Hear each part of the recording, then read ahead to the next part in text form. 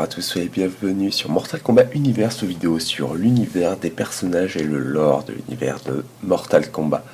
Aujourd'hui, on va parler du combattant qui a un chapeau beaucoup trop aiguisé. On va parler de Kung Lao. Il est l'un des personnages de Mortal Kombat qui a fait ses débuts dans Mortal Kombat 2, pour vous dire à quel point ça date.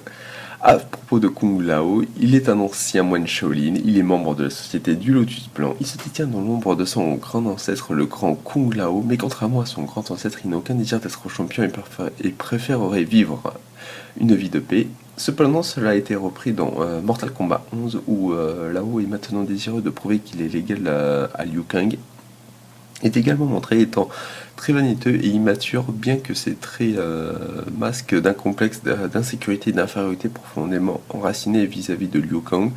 Tout comme Liu Kang, il a été formé par Maître Bo Raicho parmi les guerriers du royaume terrestre. Lao est le pacifiste le plus virulent, bien qu'il n'hésite pas à punir sévèrement ceux qui l'attaquent. Au niveau du L-Times ou de ses amis, son arme de marque est son chapeau à cercle rasoir qu'il peut utiliser très puissamment et efficacement.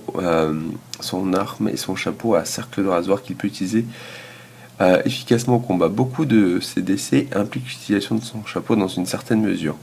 Selon le co-créateur de MK, John Tobias, dans une interview accordée à EGM en 1995, le chapeau de Kung Lao a été inspiré par le film Goldfinger de James Bond de 1964, dans lequel le personnage Hobjob jette son chapeau de derby comme une arme mortelle ressemblant à un chakram. Au niveau de ses pouvoirs et de ses capacités, Kung Lao possède des capacités similaires à celles de Liu Kang en matière de force, d'agilité et d'arts martiaux. Cependant, ce ne sont pas son arme la plus meurtrière.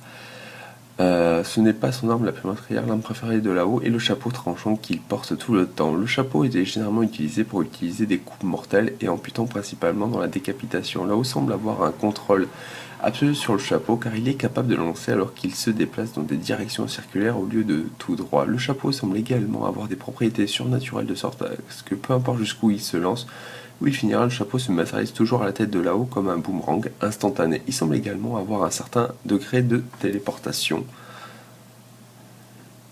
Au niveau de ses mouvements de signature, le lancer de chapeau de Lao à l'adversaire dans Mortal Kombat s'appelle Atos. Son chapeau peut également être dirigé vers le haut ou vers le bas.